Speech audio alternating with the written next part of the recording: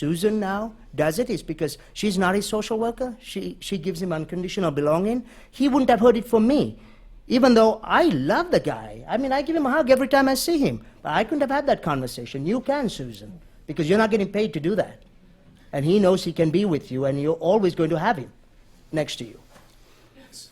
So you had sort of two parts to your question. So the sort of the second part, how do we sort of get young people in a very short period of time, right? Because none of our programs have unlimited resources and an unlimited amount of time to sort of get them to overcome and to learn some things that probably they weren't familiar with along the way. So we frame it this way. We've got, let's say, 5 months to work with a young person. And we have to use every opportunity within those 5 months to take them out of their comfort zone, right? So we take what they already know, and we don't try and replicate that. We don't try and recreate that.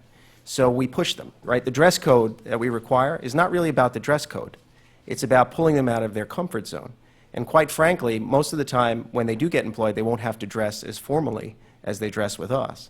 But the 5 months that they're with us, we're going to make them feel a little bit uncomfortable. And the other thing we're going to do is we've developed 4 applied learning opportunities in addition to our vocational training, which, to the best of our ability, try and replicate some real-world experiences. We start with public speaking and communications. It's a formal part of our program. Yes, it's an essential business skill, but where it really pays off is helping the young adult build self-esteem. And in some ways, it's the great equalizer, because these young people, when they're done with our 17-week public speaking module, they could probably compete with any speech and debate team in any high school in New York City. We do speed networking. We take them down to corporate America. And like